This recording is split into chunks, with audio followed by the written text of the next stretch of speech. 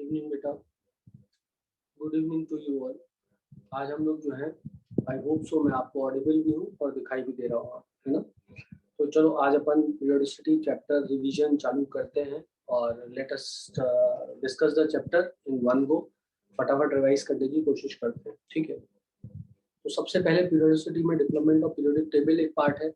तो development of periodic table की यदि हम बात करें तो वॉइस सबको प्रॉपर आ रही है बेटा? वॉइस सबको प्रॉपर आ रही है? आज टाइम वेस्ट मत करें, ज़्यादा टाइम है नहीं हमारे पास, तो please don't waste the time. सबको वॉइस प्रॉपर आ रही है? ओके, ठीक है। चलो अब आगे बढ़ते हैं। डेवलपमेंट ऑफ पीरियोडिक टेबल में पहले लेवोजियर का क्लासिफिकेशन। लेवोजियर ने ये कहा कि दो टाइप के एलिमेंट होते हैं, एक होते हैं मेटल और एक होते हैं नॉन मेटल। तो यहाँ पर जैसा लिखा हुआ है, लेवोजियर ने क्या बताया, दो टाइप के एलिमेंट होते हैं, एक होते हैं मेटल और दूसरे होते हैं नॉन मेटल। मेटल्स की प्रॉपर्टी क्या होती है? मेटल्स की प्रॉपर्टी ये होती है कि मेटल इलेक्ट्रॉन को देते हैं, नॉन मेटल की प्रॉपर्टी होती है कि वो इलेक्ट्रॉन को लेते हैं। ड्रॉबैक ये था कि उसने मेटोलाइट्स के बारे में नहीं बताया था, ठीक है बेटा। तो ड्रॉबैक क्या था? ड्रॉबैक ये था कि उसने मेटोलाइट्स के बारे में नहीं बताया, जैसा कि आपको यहाँ लिखा हुआ मिल जाएगा। और जो उसने एलिमेंट्स का क्लासिफिकेशन भी किया था वो भी सफिशिएंट नंबर ऑफ एलिमेंट नहीं थे। मतलब जैसे जैसे एलिमेंट की संख्या बढ़ती गई ये वाला क्लासिफिकेशन गलत प्रूव हो गया, है ना, क्योंकि बहुत ज्यादा कुछ रिसर्च वर्क से ऐसा बना नहीं है, सिर्फ मेटल और नॉन मेटल के आधार पर बताया गया है। मेटलोइड के बारे में कुछ नहीं बताया गया। एलिमेंट कहाँ प्लेस होंगे, क्या पीरियड होंगे, क्या ग्रुप होंगे, ये सब कोई बात इन्होंने नहीं की थी, ठीक। बस मेटल एक तरफ लिख दिए थे, नॉन मेटल एक तरफ रख दिए थे। फिर आता है प्राउड का हाइपोथेसिस, जिन्होंने यूनिटी थ्योरी दी। उन्होंने यूनिटरी थ्योरी दी और ये कहा कि सारे एलिमेंट जो होते हैं वो हाइड्रोजन से मिलके बनते हैं। तो जो एटॉमिक वेट होते हैं एलिमेंट के वो क्या होते हैं? वो होते हैं atomic weight is equals to atomic weight of hydrogen into N, मतलब कितने हाइड्रोजन से मिलके बने हैं। पर जैसे ही फ्रैक्शनल वेट एलिमेंट डिस्कवर हुए ये थ्योरी भी डिस्प्रूव हो गई कि ये कोई हाइपोथेसिस सही हाइपोथेसिस था, क्योंकि हम ये तो नहीं कह सकते कि क्लोरीन जो है 35.5 हाइड्रोजन से बना हुआ है या स्ट्रोंशियम 87.6 हाइड्रोजन से मिलकर बना हुआ है, यदि हम अप्रोक्सीमेटली वेट ऑफ हाइड्रोजन जो है 1 मान ले तो। इसके बाद में आता है डोबेनियर हाइपोथेसिस। तो जहां तक डोबेनियर हाइपोथेसिस का सवाल है, डोबेनियर ट्राइड रूल, इन्होंने क्या किया था, इन्होंने ऐसे एलिमेंट जिनकी प्रॉपर्टीज एक जैसी थी उनको एक साथ एक ग्रुप बनाया, एक ट्राइड बनाया, एक तीन का एक समूह बनाया, एक ग्रुप बनाया या एक ट्राइड बनाया। उनकी केमिकल प्रॉपर्टीज आपस में मिलती जुलती थी। और उन्होंने क्या किया, इन एलिमेंट में एक बात नोटिस करी कि यदि फर्स्ट एलिमेंट और लास्ट एलिमेंट जैसे कि क्लोरीन और आयोडीन के वेट का एवरेज ले लिया जाए तो मिडिल एलिमेंट का वेट आ जाता है। तो मतलब there was some relationship of atomic mass with the properties of the element, जो कि यहाँ पे हमको दिखाई दे रहा है। मतलब फर्स्ट एलिमेंट और लास्ट एलिमेंट ऐसे ट्राइड का जिसमें तीनों एलिमेंट की प्रॉपर्टीज मिलती है, उनमें यदि फर्स्ट और लास्ट एलिमेंट के वेट का एवरेज ले लिया जाए तो वो मिडिल एलिमेंट का वेट आ जाता है। अच्छा, डोबेनियर ट्राइड जो था वो ग्रुप पे लागू था, एक बात, पीरियड में एप्लीकेबल नहीं था। पीरियड में एप्लीकेबल नहीं था, ग्रुप में एप्लीकेबल था डोबेनियर का ट्राइड, ठीक है ना। इस ट्राइड के और भी एग्जांपल यहाँ पर दिए हुए हैं मॉड्यूल में, आपको वहां से पढ़ लेना है, ठीक है। चलो अब आगे बढ़ते हैं। डोबेनियर ट्राइड कहाँ पर एप्लीकेबल नहीं है बेटा? पीरियड में एप्लीकेबल नहीं है। कहाँ पर एप्लीकेबल है? ग्रुप में एप्लीकेबल है। जैसे कोई बोले नाइट्रोजन, ऑक्सीजन और फ्लोरीन, भले इसका वेट और इसके वेट का अप्रोक्स वेट इसका आ जाए, लेकिन फिर भी हम ये नहीं कहेंगे कि डोबेनियर ट्राइड का पार्ट है, क्योंकि इनकी प्रॉपर्टीज एक जैसी नहीं है। इसी प्रकार से निकेल हुआ, आयरन हुआ, कोबाल्ट हुआ, यहाँ पर भी ये एप्लीकेबल नहीं होगा क्योंकि वो भी पीरियड में आता है, ग्रुप में नहीं आता है। So Dobereiner triad was applicable in group, not in period, ठीक है। चलो अब आगे बढ़ते हैं। आगे बढ़े तो क्वेश्चन आ जाएगा, is Fe nickel, cobalt and nickel Dobereiner triad is applicable? Of course not. Atomic weight element का 39 है and that of element Z is 132. The atomic weight of intermediate element Y will be, that will be the average of the two, जो कि आपको नीचे solve किया हुआ दिख रहा है। Which of the following is not a Dominier triad? तो इसमें क्या शर्त होनी चाहिए? इसमें सिंपल शर्त ही होनी चाहिए कि फर्स्ट एलिमेंट और लास्ट एलिमेंट का यदि वेट एवरेज लिया जाए तो मिडिल एलिमेंट का वेट आना चाहिए। वो सेकंड वाले में क्वालिफाई नहीं हो रहा है। स्ट्रोंशियम का वेट लगभग 87-88 होता है, मैग्नीशियम का 24 होता है। यदि इसका एवरेज लगे तो कैल्शियम का वेट 40 नहीं आएगा, देयरफॉर सेकंड वाले में एप्लीकेबल नहीं है। The law of triad is applicable to अब ये उसी तरीके से करना है जैसे अभी मैंने आपको बताया क्लोरीन ब्रोमीन आयोडीन, थोड़ी देर पहले ये एग्जांपल भी बता दिया था, ठीक है बेटा। Now the law of tide is not applicable to, it is not applicable to sodium potassium rubidium, again sodium 23 होता है, rubidium 87 और something like this, कुछ इसके आसपास होगा, आपको टेबल में एक बार कंफर्म करना पड़ेगा। बहरहाल इन दोनों के वेट का एवरेज जो है, पोटेशियम का वेट लगभग 39 होता है, उसके बराबर नहीं आएगा। Now let us move on to the Newland octave rule. Newland octave rule क्या कहता है? इन्होंने एलिमेंट्स को अरेंज किया था increasing order of their atomic mass के आधार पे, और इन्होंने बोला कि हर 8वां एलिमेंट अपनी प्रॉपर्टी को रिपीट करता है, every 8th element tend to repeat the property, जैसे कि सारे गामा पदा नी सा में सा वापस से रिपीट करता है, ठीक है। इसी प्रकार से प्रॉपर्टीज ऑफ एलिमेंट, यदि एलिमेंट्स को उनके बढ़ते हुए एटॉमिक वेट के आधार पे अरेंज किया जाए तो properties of element repeats after a regular interval of time, and that interval was after every 8th element tend to repeat the property. Lithium, beryllium, boron, carbon, nitrogen, oxygen, fluorine, ये जो है यदि यहाँ देखा जाए, यदि यहाँ पर देखा जाए तो हमें समझ में आ जाएगा, lithium, beryllium, boron, carbon, nitrogen, oxygen, fluorine, वापस से प्रॉपर्टी जो है रिपीट हो जाती है सोडियम पर। ड्रॉबैक इसका क्या है? ड्रॉबैक इसका ये है कि भाई डी ब्लॉक एलिमेंट्स के लिए कोई प्रॉपर स्थान तो है नहीं यहाँ पर देने के लिए, प्लस 20 के बाद में या कैल्शियम के बाद में ये क्लासिफिकेशन जो है वो फेल हो जाएगा। इसके अलावा नोबल गैसेस की डिस्कवरी के बाद ये कहना कि हर 8वां एलिमेंट प्रॉपर्टी रिपीट करता है, ये भी बात गलत हो जाती, तो ओवरऑल ये क्लासिफिकेशन फिर गलत हो जाता है, ठीक है। चलो अब आगे बढ़ते, आगे बढ़े तो आता है लोथर मेयर का कर्व। लोथर मेयर ने क्या किया था? लोथर मेयर ने फिजिकल प्रॉपर्टीज के आधार पे एलिमेंट्स को देखा और ये बात कही कि जब एलिमेंट्स के इंक्रीजिंग एटॉमिक मास के ऑर्डर में उनको अरेंज किया जाता है तो वो एक रेगुलर इंटरवल बाद अपनी प्रॉपर्टीज को रिपीट करते हैं। मतलब the properties of element are periodic function of their atomic masses, that law was given। और इन्होंने मेनली जो प्रॉपर्टी स्टडी की थी वो फिजिकल प्रॉपर्टी स्टडी की थी, जैसे कि melting point, boiling point, then volume of the metals, density of the elements, इन सबको उन्होंने जो है वो लिया था। वॉल्यूम ऑफ एलिमेंट से भी बात करें तो, ठीक है, फिजिकल प्रॉपर्टीज के आधार पर उन्होंने अपना क्लासिफिकेशन दिया था, ठीक है बच्चों। इसके बाद में इन्होंने ये कर्व दिया, इस कर्व पे एक इन्होंने बताया जो पीक ऑफ द कर्व है, जो कि आपको lithium, sodium, potassium, rubidium peak of the curve पर दिखाई दे रहा है। पीक ऑफ द कर्व पे मोस्ट इलेक्ट्रो पॉजिटिव एलिमेंट होते हैं, जबकि descending part of the curve पे यदि आप देख रहे हो तो descending part of the curve पे आपको बेरिलियम दिख रहा है, तो less electro positive element descending part of the curve पर थे, जबकि मोस्ट इलेक्ट्रो नेगेटिव एलिमेंट जो फ्लोरीन यहाँ पर दिख रहा है, it was on ascending part of the curve, और metalloids और transitional element was on the base of the curve। जो कर्व का बेस था वो ब्लंट था, जो कर्व का बेस है वो ये दिखाई दे रहा है, ये कर्व का जो बेस है वो ब्लंट होता है क्योंकि ज्यादा एटॉमिक वॉल्यूम में अंतर नहीं आता है as we move along the d block. अब आप ये बात समझने लगे होंगे after your chapter is finished, ठीक है बेटा।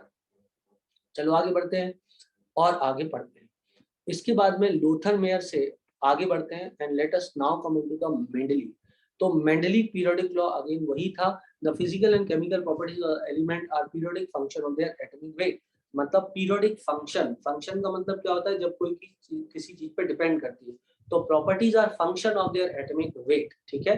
क्योंकि वो एक रेगुलर इंटरवल बाद रिपीट करती है, इसलिए periodic function of their atomic wait बोल देंगे। अब मेंडलीव की पीरियोडिक टेबल के कैरेक्टरिस्टिक क्या थे?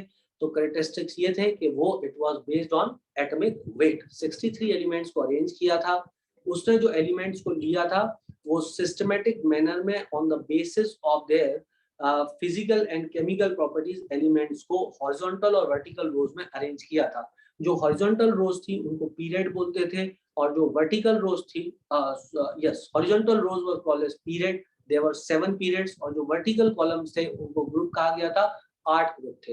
हर ग्रुप को ए और बी भाग में बांटा गया था, सिवाय 8 ग्रुप के जिसको ए बी भाग में नहीं बांटा गया था, उसमें टोटल 9 एलिमेंट आते थे। 8 group was consisted of 9 elements, लिख दिया है। Okay, now merit and advantage of Mendeley periodic table. तो मेरिट क्या थे बेटा? पहली बार साइंटिफिक स्टडी ऑफ एलिमेंट की गई थी, और डेफिनेटली ऑक्सीजन और हाइड्रोजन लेकर के केमिकल रिएक्शंस कराई गई थी और उन केमिकल रिएक्शंस के आधार पे एलिमेंट्स को एक साथ अरेंज किया गया था। इसके अलावा प्रिडिक्शन ऑफ न्यूअर एलिमेंट किया गया था। न सिर्फ ये बल्कि नए एलिमेंट्स को प्रिडिक्ट भी किया गया था और उन एलिमेंट्स की प्रॉपर्टीज के बारे में भी बताया गया था और उनको सक्सेसफुली उनकी प्रॉपर्टीज के बारे में बताया और ये भी बताया कि इनका वेट इतना होगा, इनकी फिजिकल प्रॉपर्टीज, केमिकल प्रॉपर्टीज ऐसी होंगी और बाद में पता लगा यस बिल्कुल वैसी ही मिली। So that was the most successful point of the Mendeleev periodic table. यदि कोई बोले कि मेंडलीव पीरियोडिक टेबल की सक्सेस का सबसे बड़ा पॉइंट कौन सा है, तो आपको यही बोलना है, prediction of newer elements. Correct है, आगे बढ़ते हैं। इसके बाद में यदि बात करें तो उन्होंने एलिमेंट के नाम भी रख दिए थे, जैसे कि यहाँ पर लिखा हुआ है, आप देख रहे होंगे, इक्का एल्युमिनियम गैलियम का नाम था, इक्का बोरॉन स्कैंडियम का नाम था, इक्का सिलिकॉन जर्मेनियम और इक्का मैंगनीज टेक्नीशियम का नाम था। आपको मैंने इसको याद कराते हुए भी थोड़ा थोड़ा कुछ कुछ बताया था, जिसमें बोला था SCG जा टर्की, बोला था बेटा SCG जा टर्की है। और टर्की कौन होता है मैंने आपको बताया था, टर्की जो होता है वो मन होता है। तो इसलिए ऊपर यदि हम चाहें तो इधर Mn मैच कर सकते थे। स्कैंडियम बोरॉन था यहाँ पर, ये सीता जी था और ये आलू गाजर था। ठीक है बेटा। तो द थिंग इज दैट इनका नाम था इक्का बोरॉन, इक्का सिलिकॉन, इक्का एल्युमिनियम, इक्का manganese. Please do remember that कि इक्का शब्द किसके साथ लगा हुआ है, वो लगा है बोरॉन, सिलिकॉन, एल्युमिनियम और मैंगनीज के साथ। आज किसी बच्चे ने डाउट पूछा था जिसमें बोला था इक्का स्कैंडियम वाज बोरॉन और उसने बोला सर इसमें गलत क्या है, गलत ये इक्का बोरॉन वाज स्कैंडियम, नॉट इक्का स्कैंडियम वाज बोरॉन। क्लियर है बेटा। तो ये हुई कहानी कहां तक, ओके। इसके बाद correction of doubtful atomic weights किया था। एटॉमिक वेट जो होता है बेटा वो होता है वैलेंसी इनटू इक्विवेलेंट वेट के बराबर होता है। इक्विवेलेंट वेट हम एक्सपेरिमेंटली निकाल सकते हैं और वैलेंसी जो है हम प्रिज्यूम करते हैं। इनिशियली जो है बेरिलियम की वैलेंसी तब तक 4.5 मानी जाती थी। बेरिलियम ने उसको करेक्ट करके, मेंडलीव ने उसको करेक्ट करके वैलेंसी को 3 कर दिया। उसके बाद उसका वेट 9 आया और उसके लिए एक प्रॉपर प्लेस जो है पीरियोडिक टेबल में अवॉर्ड कर पाए।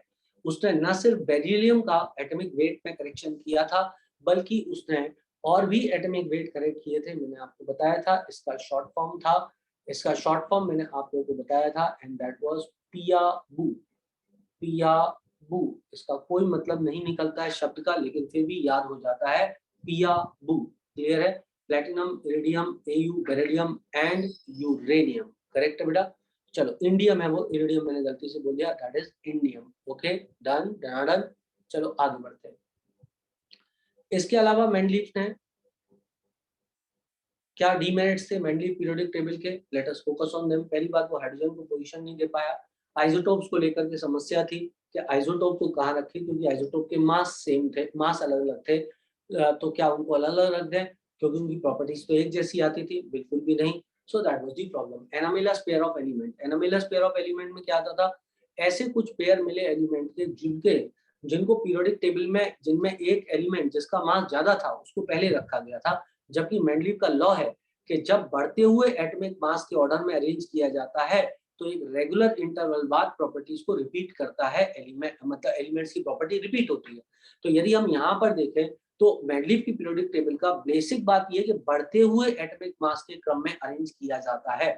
लेकिन यहाँ पर देखा जाए तो मास एक्चुअली कम हो रहा है। आर्गन का मास ज्यादा है और पोटेशियम का कम है, टेलुरियम का मास ज्यादा है, आयोडीन का कम है, कोबाल्ट का मास ज्यादा है, निकिल का कम है,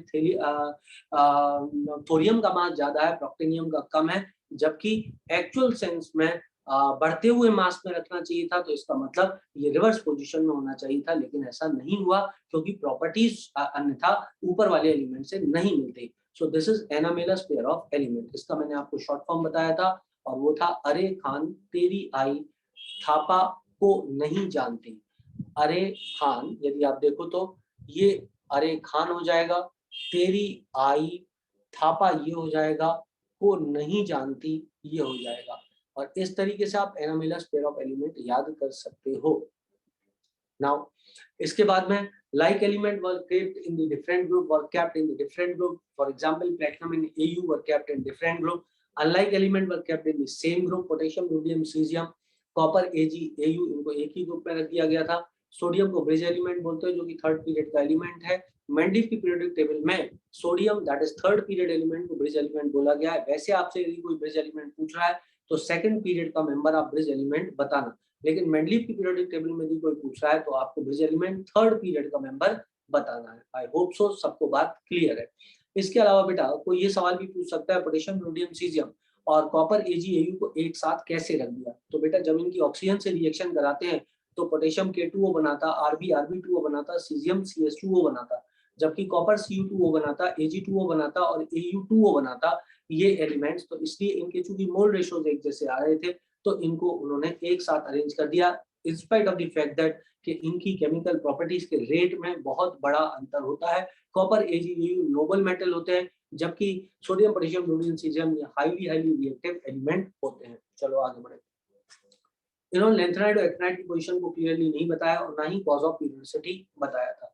आज हमको पता है cause of periodicity valence shell में प्रेजेंट इलेक्ट्रॉन होता है। Next, Mendeleev periodic table is based upon, of course, atomic weight. The first attempt to classify elements systematically was made by Mendeleev, of course. Now let's go. आगे बढ़े तो इसके बाद में आती है मॉडर्न पीरियोडिक टेबल जिसको भी मॉसले ने दिया था। आपको पता है कि फास्ट मूविंग इलेक्ट्रॉन्स को मेटल पर दे मारा था मॉसले ने, और जब वो मेटल पर फास्ट मूविंग इलेक्ट्रॉन जाकर के इम्पैक्ट करते थे तो वहां से एक्सरेज इमिट होती थी।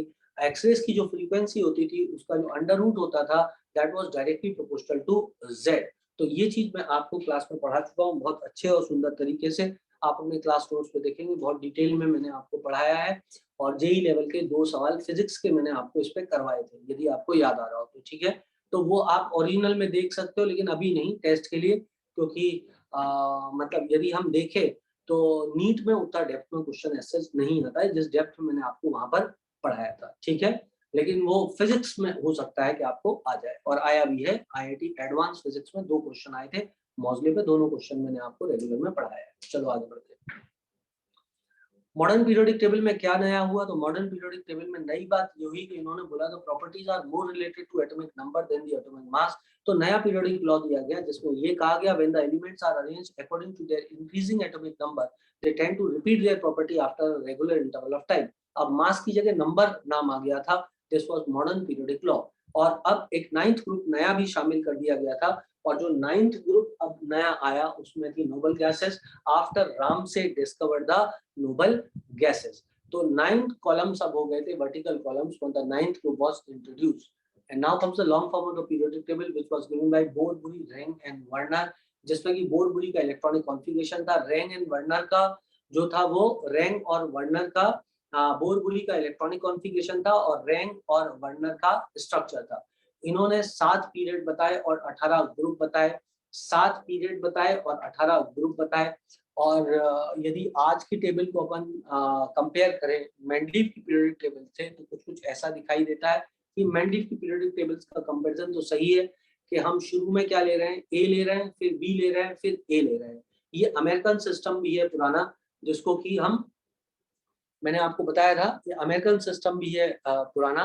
तो इन 2 सिस्टम्स के आधार पे जो है हम क्लासिफिकेशन करते हैं। एक ओल्ड IUPAC होता है, क्योंकि कई बच्चों को ये वो मेरे से डाउट भी पूछते हैं, उनको ये थोड़ा कंफ्यूजन भी होता है कि सर जी ये क्या कचरा हो गया। NCERT ने 2 अलग-अलग चीजें दी हुई हैं। NCERT में कहीं पर जो है वो जिसको तुमने 3B लिखा है, NCERT ने उसको 3A लिख दिया है। तो आई टोल्ड यू दैट कि ये 2 अलग-अलग सिस्टम है जो कि पहले चलते थे। एक CAS सिस्टम है जो कि अमेरिका में चलता था। सभी लोग ध्यान से इस बात को सुनना, वो सिस्टम जो होता था वो होता था ABA सिस्टम। तो ABA सिस्टम ये है जो सामने लिखा हुआ है, पहले 1A फिर 1B, उसके बाद 3B से चालू हो रहा है, पहले 1A फिर 2A, उसके बाद में 3B से चालू हो रहा है और 8 ग्रुप तक जाएगा, और फिर 1B और 2B होगा, और उसके बाद 3A 4A ऐसे चालू हो जाएगा।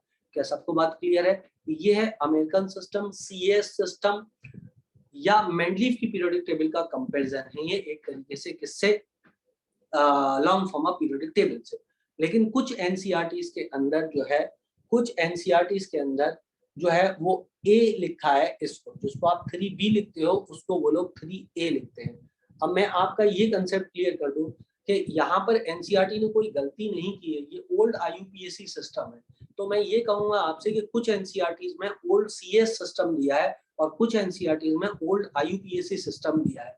तो यदि ओल्ड आईयूपीएसी सिस्टम जो कि यूरोप में फॉलो होता था, यदि उसको देखा जाए तो वहां पर A B type of system होता था। अब A B type of system में ए चलता रहता पूरा। तो क्या होता, यहाँ यहाँ 1A और 2A आता और फिर यहाँ पर 3A आ जाता। क्या बात समझ में आ रही? फिर ये 4A, फिर ये 5A, फिर ये 6A, फिर ये 7A, फिर 8th ग्रुप आ जाता, फिर 1B, 2B और ये आता 3B, 4B, 5B, 6B, 7B। इस तरीके से क्लासिफिकेशन चलता, आखिर में 0th ग्रुप आ जाता। क्या सबको बात समझ में आ गई है? तो किसी को कोई कंफ्यूजन नहीं पालना है इस चीज में, ठीक है? चलो आगे बढ़े और आगे पढ़ते हैं। ठीक है बेटा, तो एनसीईआरटी की कोई गलती नहीं है वहां पर, ये दो अलग अलग सिस्टम है। एक CAS सिस्टम है जो कि अमेरिकन सिस्टम था, अमेरिका में फॉलो होता था, केमिकल एब्स्ट्रैक्ट सर्विसेज बोलते थे इसको। और एक ओल्ड आईयूपीएसी सिस्टम था। जो CS सिस्टम है वो है ABA system, chemical abstract system, ठीक है? और फिर एक ओल्ड आईयूपीएसी है, अब मत पूछना है इसको दोबारा, ठीक है? ये क्या है? ओल्ड आईयूपीएसी सिस्टम है, ओल्ड आईयूपीएसी सिस्टम है। क्या सबको बात समझ में आ रही है? और ओल्ड आईयूपीएसी सिस्टम क्या बेटा? ओल्ड आईयूपीएसी सिस्टम है AB टाइप ऑफ सिस्टम, ठीक है? AB टाइप ऑफ सिस्टम जिसमें A पहले रहते हैं और बाद में B आते हैं। बस बहुत एक्सप्लेन कर दिया, एग्जाम में आने की संभावना भी नहीं है, फालतू में टाइम खराब होगा। आगे बढ़ते हैं। अब बेटा इन्होंने ये दिया, ये फैक्चुअल चीज है, आपको पढ़ लेनी है खुद ही, कौन सा शॉर्टेस्ट पीरियड होता है, कौन सा लॉन्गेस्ट होता है, कौन सा इनकम्प्लीट होता है। इस पे कई बच्चों को कंफ्यूजन होता है कि 7th को इनकम्प्लीट क्यों लिखा है, क्योंकि अब तो ये कंप्लीट हो चुका है। आपकी बात सही है, लेकिन अभी तक बुक्स में ये नहीं दिया हुआ है, इसलिए इनकम्प्लीट लिखा हुआ है। एनसीईआरटी ने अपने नए एडिशंस में इसको कंप्लीट कर दिया है, तो अब 7th ग्रुप इनकम्प्लीट नहीं है, it is complete, but according to the module it is incomplete. थोड़ा सा मतलब एनसीईआरटी में तो अब कंप्लीट कर दिया गया है। चलो भाई, इसको आपको खुद ही पढ़ लेना है। Alkali metal, alkaline metal, boron family, carbon family, इसमें मेरे पढ़ाने के लिए कुछ नहीं है। किसको क्या कहते हैं? 1A को एल्कली मेटल बोलते हैं, 2A को एल्कलाइन अर्थ मेटल बोलते हैं, 3A को बोरॉन फैमिली, फिर कार्बन फैमिली, नाइट्रोजन फैमिली को पिनाकोजेंस बोलते हैं, ऑक्सीजन फैमिली को चैलोजेंस बोलते हैं, और उसके कुछ कुछ नीचे रीजन भी दिए हुए हैं। इसी प्रकार फ्लोरीन फैमिली को हेलोजेंस बोलते हैं, जीरो ग्रुप को इनर्ट गैस है, नोबल गैसेस बोलते हैं, और इलेक्ट्रॉनिक कॉन्फ़िगरेशन लिखा हुआ है। आगे है नोमेनक्लेचर ऑफ एलिमेंट अबव 100। तो यहाँ पर एक सिंपल सी बात है कि अपन को यदि 100 के ऊपर का नोमेनक्लेचर लिखना है तो करना क्या चाहिए। इसको दो भाग में बांटते हैं, सफिक्स और प्रीफिक्स। सफिक्स के अंदर हम क्या करते हैं, जैसे मान लो, मैं आपको एक ही एग्जांपल से बता देता हूँ। मान लो आपके पास है 102, करेक्ट है? तो हमें सबसे पहले 1 की जगह अन लिखना है, जैसा नीचे लिखा हुआ है, 0 की जगह नील लिखना है, और 2 की जगह बाई लिखना है। तो ये तो हो गया प्रीफिक्स। अब सफिक्स क्या होगा? IUM लगा देना है सफिक्स में। क्या करना है? IUM लगा देना है पीछे। लेकिन यदि मान लो प्रीफिक्स का नाम ही खुद बाई मतलब आई से एंड हो रहा हो, तो IUM न लगा के सिर्फ UM लगाते हैं, तो ये हो जाएगा अन अन BM, अन अन BM, BIUM, BIIUM नहीं होगा। लेकिन जैसे कि 106 होता तो फिर होता अन निल हेक्स IUM EM। क्लियर थी बात सब लोगों को? और ये इसलिए किया गया था क्योंकि कुछ झगड़ा था, कभी कभी ऐसा हुआ था कि एक ही एलिमेंट का नाम जो है अमेरिकन ने और रशियंस ने अपोजिट रख दिया था। एलिमेंट का नाम मैंने आपको बताया था, मुझे अब याद नहीं आ रहा, आप मुझे याद दिलाओ। एक का नाम रदरफोर्डियम रख दिया था और दूसरे ने नाम जो है उसका मॉस्कोवियम रख दिया था। 103 था शायद, समथिंग लाइक दिस। यदि आप लोगों को याद आ रहा हो तो आप मुझे बता दो, एनसीईआरटी के अंदर दिया हुआ है। क्या नाम था? 104 था। ओके, 104 था, अब उसका नाम शायद रदरफोर्डियम है। तो उस पर कुछ झगड़ा हुआ कि किसके नाम से ये नाम रखा जाएगा। तो फिर ये डिसाइड किया गया कि भाई नाम जो है 100 से ऊपर वालों के इस क्लासिफिकेशन के आधार पर रख दिए जाएंगे, जो मैंने अभी आपको सिखाया है। जब निश्चित हो जाएगा कि कौन इसके लिए रिस्पॉन्सिबल है, तो फिर उसके नाम से वो वाला नाम रख देंगे। ठीक है बेटा, अब आगे बढ़ते हैं। ये सब नाम दिए हुए हैं, इन सबको याद करने की मैं आपको तरकीब बता चुका हूं, अब नहीं बता रहा हूं। ठीक है, इन सब के लिए मैंने आपको, हाँ, कुर्चोटोवियम नाम रखा था रशियंस, सही है। Now identification of group, period and block. तो यदि आपको मान लो ब्लॉक, आपको किसी का ब्लॉक पता लगाना है तो सबसे पहले आप इलेक्ट्रॉनिक कॉन्फ़िगरेशन लिखो। लास्ट इलेक्ट्रॉन जहां जाएगा वो ब्लॉक होगा, लास्ट इलेक्ट्रॉन जिस सबशेल में भरेगा वो ब्लॉक होगा। करेक्ट है बेटा। अब इसमें एक बात याद रखना आप कि लेंथनम और एक्टिनियम जो होते हैं वो डी ब्लॉक के एलिमेंट होते हैं, जबकि लास्ट इलेक्ट्रॉन हमें ऐसा लगता है कि 4f में जाना चाहिए, लेकिन वो एक्सेप्शन होता है। इलेक्ट्रॉन 4f में जाकर के 5d में जाता है, and therefore lanthanum and actinium are example of d block element, not f block element. Let me tell you this thing very precisely and very clearly. Clear की बात सब लोगों को? क्लियर की बात सब लोगों को? तो ब्लॉक पता लगाने के लिए आपको ये पता लगाना है कि लास्ट इलेक्ट्रॉन कहाँ जा रहा है। जैसे सीजियम है, अब सीजियम का जो इलेक्ट्रॉनिक कॉन्फ़िगरेशन लिखोगे तो लास्ट इलेक्ट्रॉन 6s1 में जाएगा, तो इसका मतलब s में गया तो वो s ब्लॉक का एलिमेंट हो गया। मान लो आपने जो है वो Hg देखा, तो Hg देखा तो 5d 10 पे जाके एंड करेगा, तो यदि वो 5d एंड पे 10 कर रहा है तो उसका मतलब d के अंदर इलेक्ट्रॉन जा रहा है, d ब्लॉक का एलिमेंट हो जाएगा। यदि आपने मान लो क्लोरीन देखा, तो क्लोरीन देखोगे तो क्लोरीन 3p5 पे जाके एंड कर जाएगा, तो इसका मतलब वो p ब्लॉक का एलिमेंट होगा। तो ब्लॉक कैसे निर्धारित करते हैं, पीरियड कैसे निर्धारित करते हैं, तो आप पूरा इलेक्ट्रॉनिक कॉन्फ़िगरेशन लिखो, उसमें हाईएस्ट प्रिंसिपल क्वांटम नंबर की वैल्यू देखो, जो भी वैल्यू आएगी वो पीरियड हो जाएगा। उसके बाद में आता है क्या है, उसके बाद आता है ग्रुप। ग्रुप कैसे आइडेंटिफाई करना है, सबसे पहले उसके लिए ब्लॉक आइडेंटिफाई करो। आपने देखा कि एस ब्लॉक कंफर्म हो गया है, तो अब ये देखो कि आउटर मोस्ट शेल में कितने इलेक्ट्रॉन हैं। आउटर मोस्ट शेल में जितने इलेक्ट्रॉन मिल गए वही उसका ग्रुप नंबर हो जाएगा। अब यदि पी ब्लॉक एलिमेंट है तो आप ये देखो कि उसके आउटर मोस्ट शेल में कितने इलेक्ट्रॉन हैं, पहले आपने आइडेंटिफाई किया ये पी ब्लॉक का है, एक बार आइडेंटिफाई हो गया पी ब्लॉक का एलिमेंट है, आउटर मोस्ट शेल के इलेक्ट्रॉन गिनो, उसमें 10 को प्लस कर दो। जैसे कि यदि आपने क्लोरीन में लिया तो उसके आउटर मोस्ट शेल में 7 इलेक्ट्रॉन आएंगे, 10 को प्लस कर देना, वो 17वें ग्रुप का एलिमेंट हो जाएगा। जैसे आपने फास्फोरस लिया तो उसके आउटर मोस्ट शेल में 5 इलेक्ट्रॉन आएंगे, 10 को प्लस कर देना तो 15 ग्रुप का एलिमेंट हो जाएगा। करेक्ट है इतनी बात। अब आया डी ब्लॉक एलिमेंट। यदि मान लो आइडेंटिफाई हुआ ये डी ब्लॉक एलिमेंट है, तो आउटर मोस्ट शेल में एस में इलेक्ट्रॉन गिनना और पेनल्टीमेट शेल में मतलब n-1d n-d सब शेल में या आउटर मोस्ट शेल से जस्ट अंदर वाली शेल के डी सब शेल में इलेक्ट्रॉन्स को गिनना, एस के बाहर वाले और जस्ट अंदर के डी वालों को सम कर देना, आपको जो है डी ब्लॉक का ग्रुप नंबर पता लग जाएगा।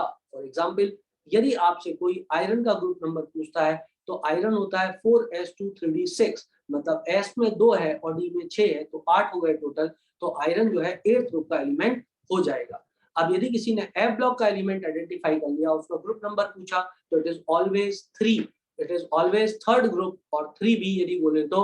आई होप सो सब लोग को बात समझ में आ गई होगी। क्लियर है बेटा की बात सब लोगों को? नाउ सम इंपॉर्टेंट फैक्ट्स हैं, जिसमें कि एक बात है कि एक डायगोनल रिलेशनशिप करके टर्म होता है। क्या होती है डायगोनल रिलेशनशिप, तो मैं आपको बताऊं कि जो एलिमेंट होता है सेकंड पीरियड का जो एलिमेंट होता है किसी ग्रुप का, वो अपने से बगल वाले ग्रुप के थर्ड पीरियड के मेंबर से प्रॉपर्टीज की सिमिलरिटीज को शो करता है, इसको बोलते हैं डायगोनल रिलेशनशिप। जैसे कि लिथियम जो है वो मैग्नीशियम के साथ करता है प्रॉपर्टी, और बेरिलियम जो है एल्युमिनियम के साथ, और बोरॉन जो है सिलिकॉन के साथ प्रॉपर्टीज की सिमिलरिटीज को शो करता है, तो इसको बोलते हैं diagonal relationship. And what is the reason for diagonal relationship? That is the similarity of ionic potential. Similarity of ionic potential मतलब charge of cation upon radius of cation बराबर आयनिक पोटेंशियल होता है। जब आयनिक पोटेंशियल की वैल्यू 2 के लिए same होती है तो वो डायगोनल रिलेशनशिप को शो करते हैं। फिर बेटा एक होता है टिपिकल एलिमेंट। टिपिकल एलिमेंट का मतलब होता है ऐसे एलिमेंट जिनकी प्रॉपर्टीज अपने ग्रुप की प्रॉपर्टीज को शो करती है, थर्ड पीरियड के मेंबर टिपिकल एलिमेंट का काम करते हैं। फिर एक होता है ट्रांस यूरेनिक एलिमेंट। यूरेनियम के बाद आने वाले एलिमेंट्स को ट्रांस यूरेनिक एलिमेंट बोलते हैं। फिर होते हैं element having atomic number more than 92 are called as transuranic element, और ये सभी एलिमेंट रेडियो एक्टिव होते हैं। All transuranic element are radioactive and artificial. All radioactive element are artificial ये कहना गलत है, क्योंकि कुछ नेचुरल रेडियो एक्टिव एलिमेंट भी होते हैं, लेकिन ट्रांस यूरेनिक एलिमेंट जो होते हैं वो आर्टिफिशियल होते हैं और रेडियो एक्टिव होते हैं। क्लियर है बेटा? आगे बढ़ते हैं। First man made element technetium है, first man made lanthanide PM है। All actinides are radioactive, all lanthanides are not artificial, man-made except PM। ठीक है, चलो। Group containing most electropositive element group 1A होता है। Group containing most electronegative element 7A होता है। Group containing maximum number of gases element group 18 होता है। Group in which the element have general zero valency group 0 होता है। In table number of gaseous elements are 11 होते हैं। कई बच्चों को कंफ्यूजन होता है कि अब जो नया एलिमेंट आ गया है ऑर्गेनिसॉन, क्या वो गैस है? तो मैं आपको बताऊं उसकी प्रॉपर्टीज को ऐसा स्टडी अभी तक नहीं किया गया है ज्यादा, लेकिन मैथमेटिकली यदि उसको कैलकुलेट किया जाए it should be a solid not a gas. तो इसके बारे में कोई बात आपसे अभी नहीं पूछेंगे क्योंकि उसकी प्रॉपर्टी हाईली अनस्टेबल होता है, उसकी प्रॉपर्टीज को अभी ज्यादा स्टडी नहीं किया गया है। Number of element which are liquid दिया हुआ है, only non metal which is a liquid वो ब्रोमीन होता है। उसके बाद में सॉलिड एलिमेंट 95 है, हालांकि इनकी संख्या बदल सकती है, कोई बात नहीं। 0 to 18 group have all elements in the gaseous 0 और 18 group element have all element in the gaseous form। ये सिर्फ फैक्ट्स है बेटा, इसके बारे में ज्यादा कहानी बैकपैक करके कोई फायदा नहीं है। Now let us come on to the periodicity chapter. तो पहला आता है कॉज ऑफ पीरियोडिसिटी क्या है। तो आपको पता है कि आउटर मोस्ट शेल के इलेक्ट्रॉन्स की संख्या सेम होने के कारण पीरियोडिसिटी होती है। So what is the meaning of this term called as periodicity? Periodicity का मतलब होता है एक रेगुलर इंटरवल ऑफ टाइम बाद प्रॉपर्टीज का रिपीट होना, इसको बोलते हैं पीरियोडिसिटी। क्लियर है बात? तो क्यों होती है पीरियोडिसिटी? तो मैंने आपको बता दिया, पीरियोडिसिटी इसलिए होती है क्योंकि वैलेंस शेल के इलेक्ट्रॉन सिमिलर टाइप के होते हैं। ठीक है बेटा। इसके बाद आता है एक term magic number. Magic number क्या करता है? मैजिक नंबर हेल्प करता है इस बात में कि आपको ऊपर का एटॉमिक नंबर पता है तो नीचे का एटॉमिक नंबर कितना होगा। तो यदि आप एस ब्लॉक में देखोगे तो मैजिक नंबर 2, 8, 8, 18, 18, 32 होता है। यदि आप इसके बाद में जाओगे और डी ब्लॉक में देखोगे तो आपको मैजिक नंबर जो है मिलेगा। देखो जिंक का कितना होता है 30 और उसके बाद 48, तो इसका मतलब 18 हो गया, और 48 के बाद आता है 80, इसका मतलब 32 हो गया, उसके बाद फिर 32 हो गया, तो 18, 32, 32 हो जाएगा magic number for D block. उसके बाद हम आते हैं पी ब्लॉक पे। तो बोरॉन फैमिली का देखो 5, 13, तो इसका मतलब 8 हो गया, फिर 13 के बाद में 31 मतलब 18 हो गया, और 31 के बाद में फिर गिनो कितना आता है, 31 के बाद 49 आएगा तो फिर से 18 हो गया, तो इसका मतलब 8, 18, 18, 32, 32 हो जाएगा मैजिक नंबर किसका? डी ब्लॉक का। आई होप सो सब बच्चों को बात समझ में आ गई होगी। ठीक है। एफ ब्लॉक के एलिमेंट कंटिन्यूअस होते हैं, उसमें मैजिक नंबर की आपको कोई आवश्यकता नहीं है। चलो अब स्क्रीनिंग इफेक्ट या इफेक्टिव न्यूक्लियर चार्ज बताता हूँ। इसका मतलब क्या होता है बेटा, जब कोई इलेक्ट्रॉन न्यूक्लियस के चारों तरफ मौजूद रहता है तो वो अपना अट्रैक्शन न्यूक्लियस से जो हाइपोथेटिकली सोचता होगा वो होता होगा Q1Q2/r², force of Coulombian force of attraction. यदि अपन ये वाली डेफिनेशन मान के चलें कि force of attraction between two charges is given by K(Q1Q2)/r²। हालांकि यूनिवर्सल नहीं होता है कि यही फॉर्मूला हरदम हो, लेकिन हम सिंप्लिसिटी के लिए फॉर्मूला भी ले लेते हैं। ठीक है। तो K(Q1Q2)/r² मैंने फॉर्मूला लिया, तो उस पर चार्ज वो अच्छा खासा अट्रैक्शन महसूस करता। लेकिन इसमें तो हमने सिर्फ ये देखा कि न्यूक्लियस और उस इलेक्ट्रॉन के बीच में कितना अट्रैक्शन है, लेकिन हमने ये नहीं देखा कि जो बाकी इलेक्ट्रॉन मौजूद है वो इस इलेक्ट्रॉन को जो कि न्यूक्लियस के चारों तरफ मौजूद है उन बाकी इलेक्ट्रॉन्स के साथ में, जैसे मैग्नीशियम में टोटल 12 इलेक्ट्रॉन है, तो वो सब एक दूसरे को धक्का देते हैं, तो वो अफेक्टिवली जो है न्यूक्लियस के प्रति अट्रैक्शन को कम कर देते होंगे क्योंकि वो सब धक्का दे रहे हैं। तो जो वो अट्रैक्शन जिस लेवल तक कम कर देते हैं उसका जो हम मापन है, उसको जो मेजर करते हैं वो स्क्रीनिंग इफेक्ट या शील्डिंग इफेक्ट द्वारा करते हैं। तो जो टोटल रिपल्सिव फोर्सेस होते हैं उसको बोलते हैं अपन शील्डिंग इफेक्ट। इसके बाद जो न्यूक्लियर चार्ज महसूस करता है electron effectively after these repulsion is called as effective nuclear charge. Effective nuclear charge Z minus sigma के द्वारा कैलकुलेट करते हैं। सिग्मा यदि आपको कैलकुलेट करना है तो मैं सिर्फ आज आपको S और P का बता रहा हूं। यदि आपको डिटेल में पढ़ना है तो डिटेल लेक्चर्स में जाकर के पढ़ें। S, P, D, F सबका मैंने आपको बताया हुआ है।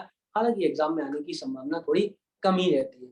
तो मैंने आपको बोला था जब S और P ब्लॉक का किसी का आप सिग्मा निकालना चाहते हो तो कुछ नहीं करना है, आउटर मोस्ट शेल के टोटल नंबर ऑफ इलेक्ट्रॉन को गिन लेना है, एक माइनस कर देना उसमें। जैसे मान लो क्लोरीन में निकालना है सिग्मा, तो 7 इलेक्ट्रॉन हो गए आउटर मोस्ट शेल में, एक माइनस कर दो तो 6 हो जाएगा। 6 इंटू 0.35 कर देना। क्या बात समझ में आई? 6 इंटू 0.35 कर देना। उसके बाद अंदर वाली शेल में जितने भी इलेक्ट्रॉन हो जस्ट अंदर वाली में उसको 0.85 से मल्टीप्लाई कर देना। उसके बाद में जितनी भी शेल्स बच जाएं उन सबको क्या करना है आपको, वन उसके सारे टोटल नंबर ऑफ इलेक्ट्रॉन्स को काउंट कर लो, 1 से मल्टीप्लाई कर लो। इसमें इलेक्ट्रॉन मान लो आए कितने, मान लो इसमें इलेक्ट्रॉन 8 थे मान लो, तो इसको 0.85 से मल्टीप्लाई कर देते, और मान लो इधर 10 इलेक्ट्रॉन थे तो इसको 1 से मल्टीप्लाई कर देते। तो टोटल सिग्मा आपके पास आ जाता है 6 इंटू 0.35, 8 इंटू 0.85 एंड 10 इंटू 1। क्या सबको बात समझ में आई है? यहाँ पर हैंडराइटिंग बहुत सुंदर नहीं आ रही है, लेकिन आपको बात समझ में आ रही होगी। सबके नोट्स आपके पास में है, जिसे कोई कंफ्यूजन होता है वो जाकर के डिटेल में पढ़ लो, पूरा बोर्ड पे किया हुआ हैंगा। ठीक है, चलो भाई आगे बढ़ते हैं, आगे बढ़ते हैं। तो इस तरीके से हम जेड इफेक्टिव कैलकुलेट कर सकते हैं। मैं इसकी ज्यादा पे नहीं करना चाहता हूँ। एक बात याद रखना, जेड इफेक्टिव की value down the group almost same रहती है, हरदम सेम रहे ये जरूरी नहीं। और जेड इफेक्टिव की वैल्यू जो होती है हर बार as you move from left to right, जैसे जैसे आप लेफ्ट टू राइट आगे बढ़ते हो वैसे वैसे 0.65 बढ़ती है हर बार, और सिग्मा की वैल्यू 0.35 बढ़ती है हर बार। डाउन द ग्रुप जाने पर जेड इफेक्टिव की वैल्यू जो रहती है वो ऑलमोस्ट सेम बनी रहती है, हरदम सेम रहे ये जरूरी नहीं है। और सिग्मा की वैल्यू डाउन द ग्रुप जाने पर बढ़ती है, क्योंकि जैसे जैसे नंबर ऑफ इलेक्ट्रॉन बढ़ते हैं सिग्मा भी बढ़ता है। हाईएस्ट नंबर ऑफ सिग्मा जो है वो कहां पर होता है? वो ऑर्गेनिसॉन में होता है। More the number of electron more the value of sigma. Clear है? जिसको इसको डिटेल में पढ़ना हो please do read the lecture. Chapter बहुत डिटेल में 12 या 13 लेक्चर में हमने पढ़ा हुआ है। आज से 1.5 घंटे में मैं इसको काफी कुछ पढ़ाने की कोशिश कर रहा हूँ। चलो आगे बढ़ते हैं। एटॉमिक रेडियस, रियल रेडियस हम नाप नहीं सकते हैं। हाइजेनबर्ग अनसर्टेनिटी प्रिंसिपल में ये बात हमने पढ़ी थी। तो हम क्या करते हैं, दो न्यूक्लियस के बीच की दूरी नाप लेते हैं, उसकी जो आधी दूरी होती है उसको अपन रेडियाई बोल देते हैं। इस तरह से अलग अलग प्रकार के रेडियाई हम नापते हैं। एक होता है कोवलेंट रेडियाई, एक होता है वैंडरवाल रेडियाई, एक होता है मेटेलिक रेडियाई, एक होता है आयनिक रेडियाई। यदि कोवलेंट, मेटेलिक और वैंडरवाल में कंपेयर किया जाए तो सबसे छोटा रेडियाई जो होता है कोवलेंट होता है, सबसे बड़ा रेडियाई वैंडरवाल होता है। कोवलेंट रेडियाई को अब हम डिस्कस करते हैं। कोवलेंट रेडियाई क्या होता है? half the internuclear distance is called as covalent radius.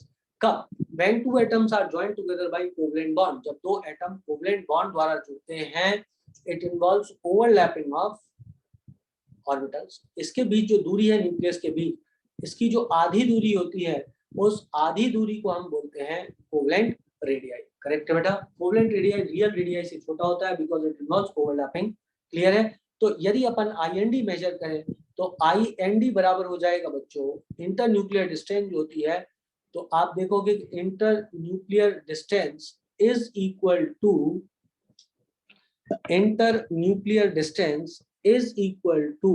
RA plus RB. Correct है? when there is no electronegative difference between A and B, and if at all there is difference between electronegative difference between A and B, तो यहाँ minus कर देना 0.09 into delta X, where delta X is difference of electronegativity of atom A and atom B.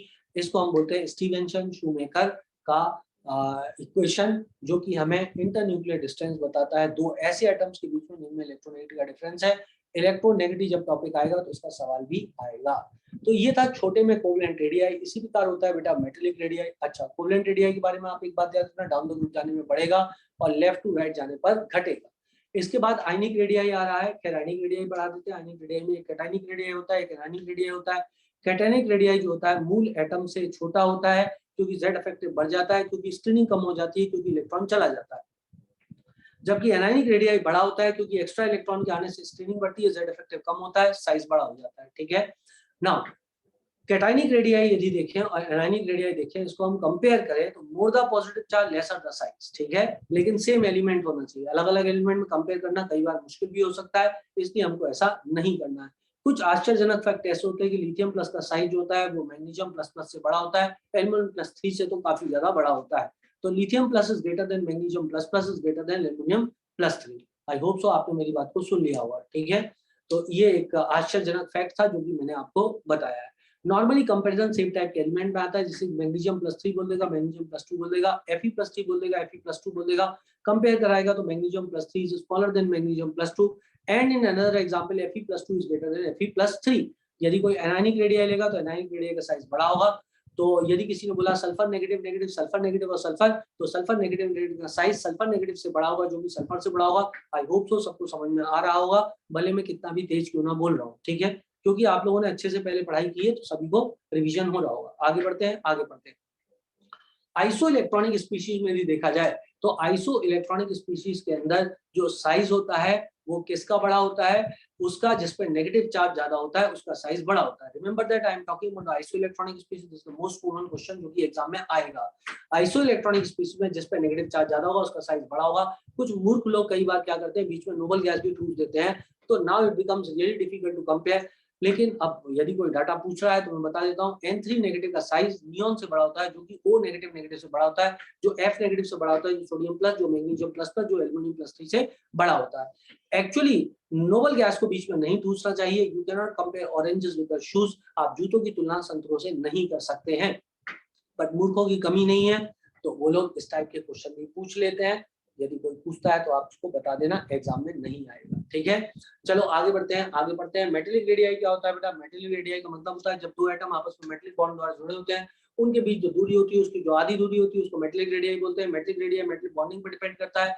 Metallic bonding जो होती है number of electrons पर depend करती है। जितने ज्यादा वैलेंस इलेक्ट्रॉन्स होते हैं उतनी ज्यादा मेटेलिक बॉन्डिंग होती है। ग्रुप 1, 2 और 3 में ही आपको मेटेलिक बॉन्डिंग देखने को मिलेगी। जैसे कि मान लो सोडियम, मैग्नीशियम और एल्युमिनियम, एल्युमिनियम के अंदर मेटेलिक बॉन्डिंग ज्यादा होगी क्योंकि वैलेंस इलेक्ट्रॉन ज्यादा है। देयरफॉर एल्युमिनियम का रेडियाई मैग्नीशियम से छोटा होगा और मैग्नीशियम का रेडियाई सोडियम से छोटा होगा। और मेटेलिक बॉन्डिंग जैसे जैसे एटम का साइज बढ़ता है वैसे वैसे घटती है, तो डाउन द ग्रुप जाने में मेटेलिक बॉन्डिंग कम होती है, रेडियाई बड़ा होता जाता है। Radii of caesium is greater then rubidium is greater then potassium is greater then sodium is greater then lithium. इसके बाद हम आते हैं वैन डर वाल्स रेडियाई पे। वैन डर वाल्स रेडियाई वो होता है जब दो एटम आपस में वैन डर वाल्स फोर्सेस द्वारा जुड़ते हैं, उनके बीच जो दूरी होती है, जो उसकी आधी दूरी होती है, उसको बोलते हैं वैन डर वाल्स रेडियाई। या जब दो मॉलिक्यूल आपस में वैन डर वाल्स फोर्स द्वारा जुड़े हुए हों तो उनके बीच जो दूरी होगी, उसकी जो आधी दूरी होगी, उसको बोलते हैं van der Waals radii. Van der Waals radii जो होता है वो सबसे बड़ा रेडियाई होता है, क्योंकि वैन डर वाल्स फोर्स सबसे कमजोर टाइप के फोर्सेस होते हैं। Van der Waals radii mostly noble gas में मिलता है, बिल्कुल बात सही है रागनी। इसके अलावा बेटा van der Waals radii is approximately double the covalent radius. तो इतनी बात आपको यदि याद है तो आपका कल्याण होगा। चलो आगे बढ़ते हैं, आगे बढ़ते हैं। ये बेटा मॉलिक्यूल का एक केस दिया हुआ है, जबकि दो मॉलिक्यूल्स के बीच में van der Waals radii calculate किया। आप देखो दो मॉलिक्यूल बना हुआ है Cl2 Cl2 का, और उसके बीच की जो दूरी है, जो न्यूक्लियस के बीच की दूरी है, उसको कैलकुलेट किया गया है। ये रही न्यूक्लियस के बीच की दूरी, ये रहा एक का न्यूक्लियस, ये रहा दूसरे का न्यूक्लियस, ठीक है। ये रहा दूसरे का न्यूक्लियस, सॉरी कचरा कर दिया मैंने इसमें, इसको मिटा देते हैं। ये इधर एक एटम का न्यूक्लियस आ गया बेटा,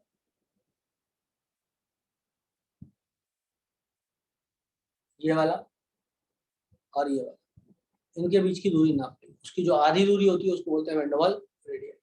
आई suppose it is understandable to you, ठीक है बेटा। और कोवेलेंट रेडियाई से क्या होता है?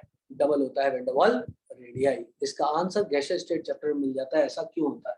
Now factors affecting atomic size, तो आपको पता है पीरियड में जैसे जैसे अपन लेफ्ट टू राइट जाते हैं साइज कम होता जाता है, क्योंकि जेड इफेक्टिव की वैल्यू बढ़ती है। पीरियड में लेफ्ट टू राइट जाने पर साइज जो है कम होता जाता है। लिथियम का साइज लगभग डबल होता है देन फ्लोरीन। आश्चर्यजनक फैक्ट बताऊं, लिथियम का साइज जो होता है वो आयोडीन से बड़ा होता है, क्योंकि लिथियम में मेटलिक रेडियाई होता है, आयोडीन में कोवेलेंट रेडियाई होता है। एक और आश्चर्यजनक फैक्ट बताता हूं, हाइड्राइड का साइज होता है लगभग आयोडाइड के बराबर होता है। ये भी एक आश्चर्यजनक फैक्ट है जो कि आपको पता होना चाहिए, ठीक है।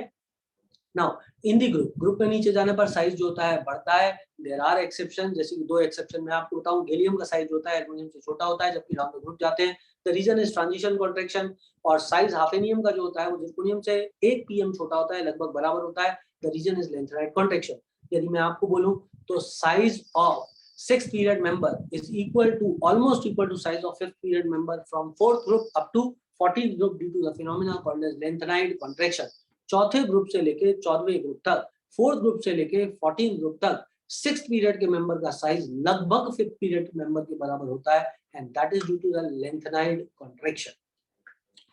ट्रांजिशन कॉन्ट्रैक्शन का क्या मतलब होता है? ट्रांजिशन कॉन्ट्रैक्शन का मतलब ये होता है कि डी ब्लॉक में, जैसे कि अपन 4th पीरियड में जब चलते हैं और अपन पूरा डी ब्लॉक क्रॉस करते हैं, स्कैंडियम से लेकर के जिंक तक आते हैं, तो एक एक इलेक्ट्रॉन डी सबशेल में भरता है।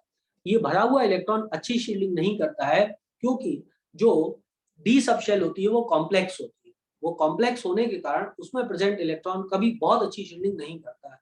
लेकिन जैसे जैसे इलेक्ट्रॉन बढ़ रहा है वैसे वैसे प्रोटॉन भी बढ़ रहा है। तो जब तक अपन गैलियम पे पहुंचते हैं तब तक 10 डी इलेक्ट्रॉन भर चुके होते हैं। तो 10 डी इलेक्ट्रॉन भर जाते हैं जो अच्छी स्क्रीनिंग नहीं करते, लेकिन जेड इफेक्टिव तो बढ़ता रहता है। तो जेड इफेक्टिव बढ़ता है और मोर देन एक्सपेक्टेड बढ़ता है, जिसके कारण जो होता है size of the atom shrink हो जाता है। कुल मिलाकर के जो 10 इलेक्ट्रॉन बढ़े उन्होंने अच्छा धक्का नहीं दिया, लेकिन इसी वक्त 10 प्रोटॉन भी बढ़े, उन्होंने अच्छा अट्रैक्शन किया। तो साइज क्या होगा, छोटा हो जाएगा और हम देखेंगे एल्यूमिनियम का साइज बेरिलियम से बड़ा है। बहुत आश्चर्यजनक बात हो जाएगी, नॉर्मली ऐसा नहीं होता है। इसके बाद साइज का रिवर्सल तो नहीं होता है, लेकिन साइज में अंतर भी बड़ा नहीं होता है। मैं आपको बता दूं, जो थर्ड और फोर्थ पीरियड के मेंबर के बीच में साइज का डिफरेंस दिखेगा, ये डिफरेंस फोर्थ और फिफ्थ में नहीं दिखेगा, फिफ्थ और सिक्स्थ में नहीं दिखेगा, सिक्स्थ और सेवंथ में नहीं दिखेगा। मतलब फोर्थ पीरियड ऑनवर्ड साइज का डिफरेंस बहुत बड़ा नहीं आता है या बहुत सिग्निफिकेंट नहीं आता है। आई होप सो मैं अपनी बात आप लोग को समझा पाया हुआ, स्पेशली इन पी ब्लॉक। ना लेंथेनाइड कॉन्ट्रैक्शन भी सिमिलर टाइप का होता है बेटा। लेंथेनाइड कॉन्ट्रैक्शन में देखा जाए तो इलेक्ट्रॉन एफ सबशेल में जाता है, इलेक्ट्रॉन एफ सबशेल में जाता है तो क्या होता है बेटा, इलेक्ट्रॉन जब एफ सबशेल में जाता है 4f सबशेल में जाता है लेंथेनाइड्स में, है ना, 4f सबशेल में जाता है। अगेन गया हुआ इलेक्ट्रॉन अच्छी स्क्रीनिंग नहीं करता है क्योंकि वो एफ सबशेल में होता है जो कि कॉम्प्लिकेटेड होती है। अच्छी स्क्रीनिंग नहीं करने के कारण साइज जो होता है वो अट्रैक्शन जो होता है न्यूक्लियस का इलेक्ट्रॉन के प्रति ज्यादा हो जाता है, मोर देन एक्सपेक्टेड हो जाता है। तो जब हम हाफिनियम और जिरकोनियम के साइज को कंपेयर करते हैं फोर्थ ग्रुप में, तो जिरकोनियम और हाफिनियम का साइज लगभग बराबर आता है। इनफैक्ट हाफिनियम का साइज 159 पीएम दिया है एनसीईआरटी में और जिरकोनियम का 160 पीएम दिया है, मतलब 1 पीएम छोटा आ रहा है साइज। आई होप सो आपको बात समझ में आ गई होगी। This phenomena is called as lanthanide contraction. Detail में पढ़ना है, प्लीज डू रीड दैट, वो पढ़ो आप जो मैंने आपको डिटेल में पढ़ाया है 15 दिन तक, ठीक है ना। फिर ये हो गया बेटा, है ना। और ये सारे वही ऑर्डर हैं जो मैंने आपको बताए, एक बार रिवाइज आपको कर लेने हैं इनको, ठीक है बेटा। ट्रांजिशन कॉन्ट्रैक्शन, डीडी कॉन्ट्रैक्शन करके बेटा, डीडी स्प्लिटिंग करके एक टर्म होता है, लेकिन डीडी कॉन्ट्रैक्शन करके मैंने शब्द तो नहीं सुना हुआ है ऐसे, मतलब, है ना। ट्रांजिशन कॉन्ट्रैक्शन आप पढ़ो। फिर फैक्टर्स अफेक्टिंग, अच्छा फिर आता है टर्म आयनाइजेशन एनर्जी। ये टॉपिक चालू कर देते हैं, आयनाइजेशन एनर्जी।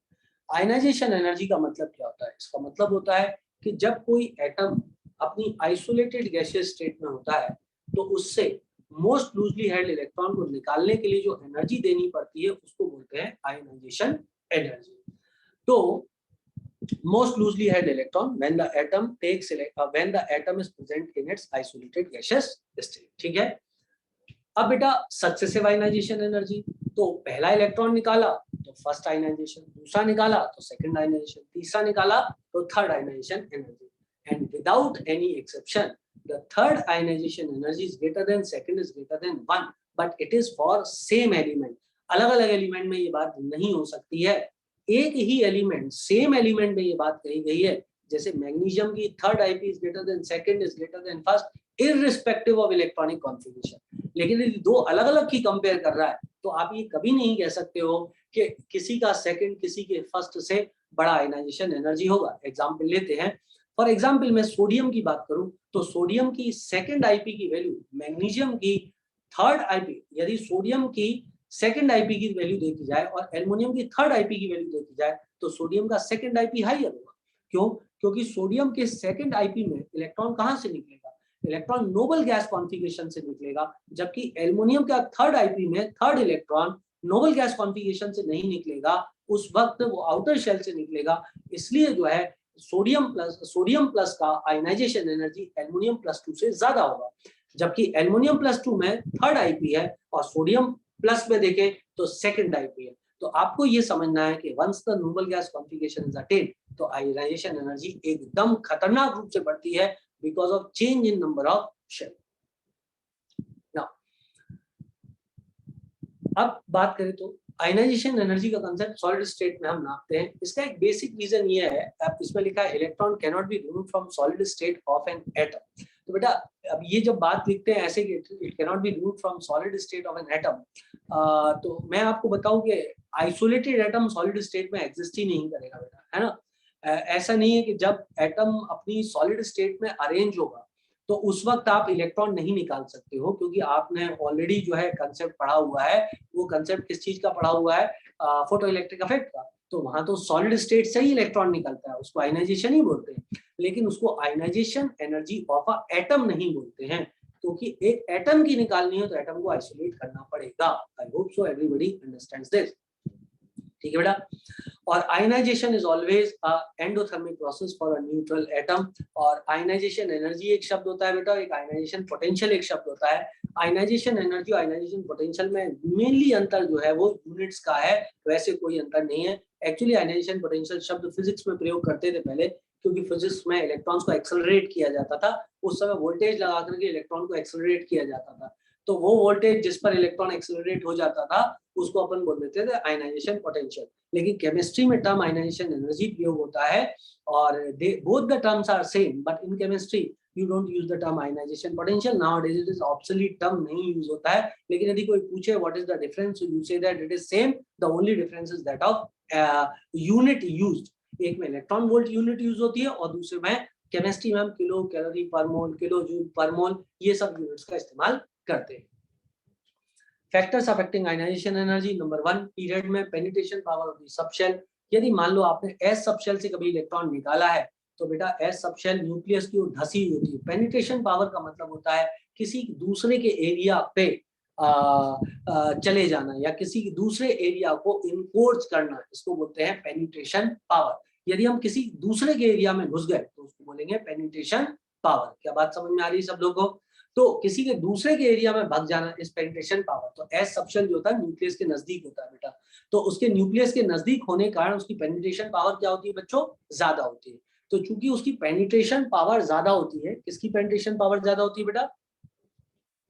हाँ, एस सबशेल की। तो इसलिए एस सबशेल जो होती है, एस सबशेल जो होती है उसकी पेनिट्रेशन पावर ज्यादा होने के कारण उससे इलेक्ट्रॉन निकालना ज्यादा मुश्किल होता है। हालांकि यहाँ मैं आपको बता दूं other factor should be kept constant, क्योंकि यदि जेड इफेक्टिव बहुत ज्यादा है किसी का तो फिर भले एस से निकालो, क्योंकि फ्लोरीन का आईपी जो है बेरिलियम से ज्यादा होता है तो वो फैक्टर नहीं लगेगा। फिर समझे बात को? तो इसमें ये होना चाहिए कि अदर फैक्टर्स को आपने लगभग लगभग सेम बना के रखा है। जैसे बेरिलियम और बोरॉन में जेड इफेक्टिव का अंतर बड़ा नहीं होता है, तो बेरिलियम का आईपी बोरॉन से ज्यादा होता है क्योंकि बेरिलियम में एस से इलेक्ट्रॉन निकलता है। खैर रटा तो मैं आपको दूंगा, आपको पता है, मैंने आपको शॉर्ट फॉर्म सबके बता के रखे हुए हैं। इसके अलावा बेटा हाफ फील्ड से यदि इलेक्ट्रॉन निकालोगे तो इलेक्ट्रॉन निकालना मुश्किल होता है। जैसे कि नाइट्रोजन ऑक्सीजन की बात करें, नाइट्रोजन में इलेक्ट्रॉन ज्यादा मुश्किल से निकलता है। अफेक्टिव न्यूक्लियर चार्ज यदि बढ़ा दिया जाए तो भी इलेक्ट्रॉन मुश्किल से निकलेगा। More the affective nuclear charge आपको इलेक्ट्रॉन निकालने में उतनी ही ज्यादा मुश्किल होगी।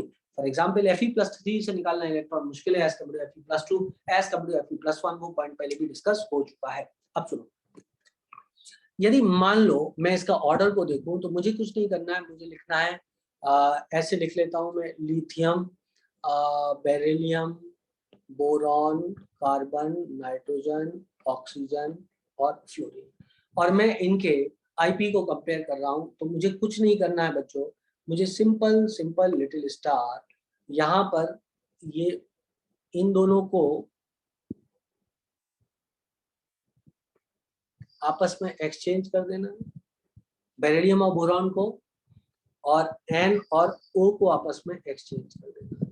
ये हो गया नो बेबी एक तरीके से, या बीबी बोल दो। तो नो बीबी को एक्सचेंज करना है आपको, समझ रहे हो बात को? तो आपका जो ऑर्डर है वो अब ऑर्डर कैसा हो जाएगा, इनको सिर्फ एक्सचेंज कर देना है आपको, आपका ऑर्डर आपको समझ में आ गया होगा। आपका ऑर्डर जो है नंबर 1 हो जाएगा फ्लोरीन, फिर हो जाएगा नाइट्रोजन, फिर ऑक्सीजन, फिर कार्बन, फिर बेरिलियम, फिर बोरॉन और फिर लिथियम हो जाएगा। करेक्ट है? और यही ऑर्डर, ये सेकंड पीरियड में ऑर्डर है, यही ऑर्डर थर्ड पीरियड में चलेगा, यही फोर्थ पीरियड में चलेगा, फिफ्थ पीरियड ऑनवर्ड्स कोई एक्सेप्शन नहीं होगा। मतलब वहां पर नाइट्रोजन के नीचे आता है फॉस्फोरस, फॉस्फोरस के नीचे आता है आर्सेनिक, आर्सेनिक के नीचे आता है एंटीमनी, एंटीमनी, ठीक है? तो Sb लोगे और ऑक्सीजन, सल्फर, सेलेनियम, टेलुरियम, और Sb और टेलुरियम को जब कंपेयर करोगे तो टेलुरियम का आईपी Sb से ज्यादा होगा। तो ये जो एक्सेप्शंस है ये सिर्फ फोर्थ पीरियड तक लागू होते हैं, फिफ्थ पीरियड ऑनवर्ड ये एक्सेप्शंस लागू नहीं होते हैं। क्लियर थी बात सब लोगों को? ठीक है बेटा, लेकिन इतना एग्जाम में नहीं आता, आप तो इतना याद रखना बहुत है। और आपको बताऊं जो मोस्ट कॉमन एग्जाम में आ सकता है क्वेश्चन, वो ये आ सकता है, वो है मैग्नीशियम और एल्युमिनियम। और ज्यादा यदि आया तो वो आ जाएगा गैलियम, सॉरी ये आ जाएगा यहाँ कैल्शियम और गैलियम वाला, और बच्चा इसमें गच्चा खा जाएगा, उसको लगेगा कैल्शियम का आईपी कम होगा गैलियम से, और एक्चुअली ऐसा नहीं होगा। ठीक है ना? आई होप सो सब लोगों को बात समझ में आ गई है। किसी को कोई दिक्कत, कोई परेशानी, इसमें नहीं होनी चाहिए। क्लियर है बेटा इतनी बात सब लोगों को?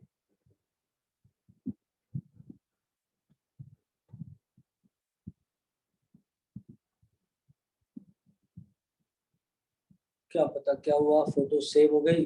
अच्छा हाँ ठीक है। अब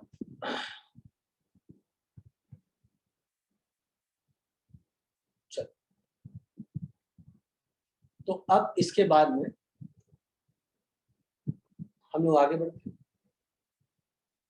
आगे बढ़े तो ग्रुप में comparison of ionization energy, group बात कर रहा है तो ग्रुप में बात करें तो मैंने आपको पूरा रटा के रखा हुआ है, सब बच्चों को याद होगा। First group, third group, 15th group, 16th group, 17th group, no exception and 18th group, no exception, IP decreases down the road. Second and 14th group, last two reverses.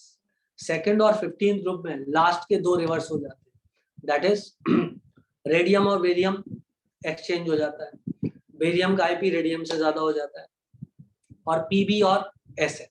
तो 14th ग्रुप और second group में reversal हो जाता है। 13th group में बहुत तगड़ी गाय, BT गाय, boron, thallium, gallium, aluminium, indium, ये ऑर्डर होता है। ठीक है बेटा, ये भी पूछते हैं कि ionization energy of aluminium, ionization energy of gallium is greater than aluminium, reason is, तो ट्रांजिशन कॉन्ट्रैक्शन। ये बोलते हैं कि ionization energy of thallium is greater than indium, reason is length contraction. समझ ला? तो ये हो गए आपके S और P ब्लॉक के सारे। अब आए D ब्लॉक।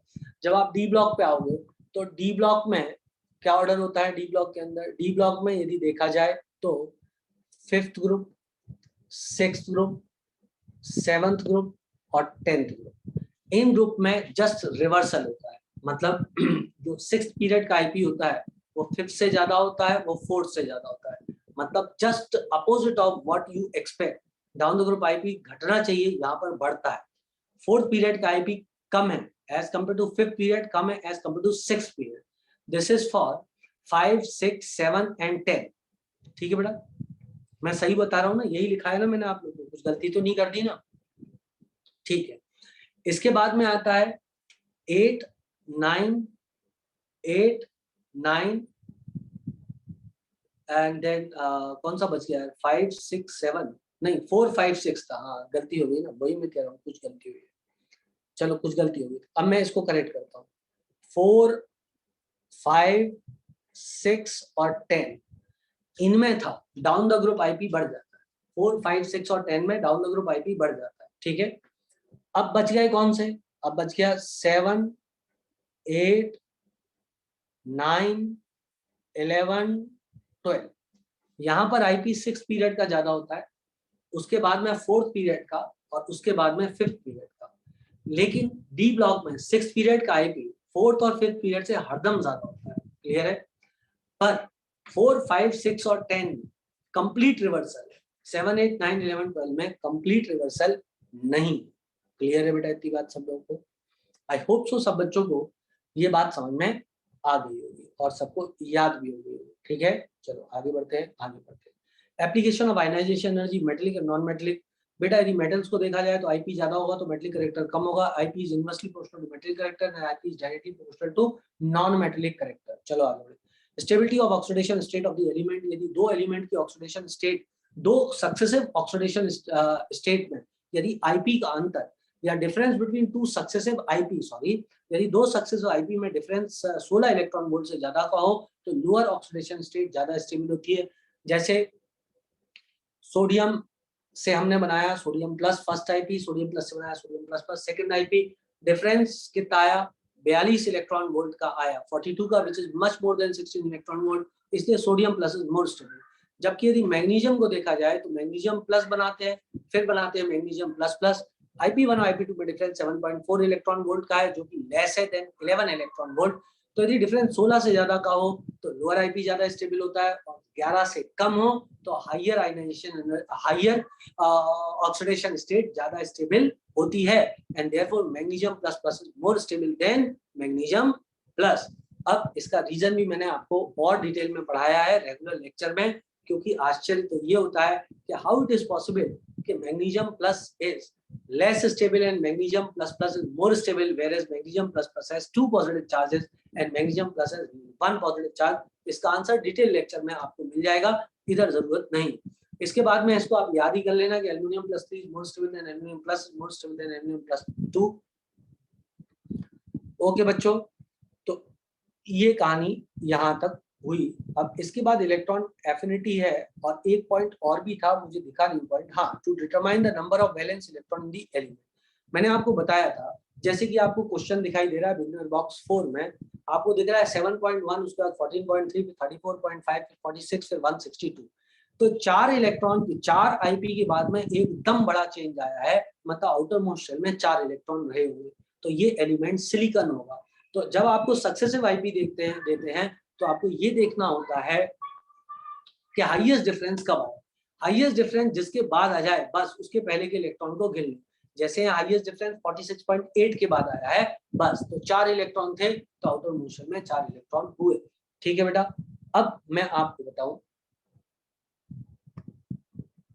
मैंने आपको ये लगभग 1-1.25 घंटे का पढ़ा दिया है। अब चूंकि मेरी दूसरी क्लास है थोड़ी देर में, तो मैं आगे इसको कंटिन्यू तो नहीं कर सकता हूँ, लेकिन मैं रात में जो है बचा हुआ 1 घंटा इलेक्ट्रॉन एफिनिटी, अभी 17 मिनट बचा हुआ है, लेकिन बेटा मेरी एक और क्लास है और कंटिन्यूअस क्लास लेने से गला दुख जाता है, तो मैं आपको क्या बोल रहा हूँ, बचा हुआ 1 घंटा मैं और रिकॉर्ड करूंगा आज रात को, क्योंकि आपकी तो आज कोई क्लास है, ठीक है ना।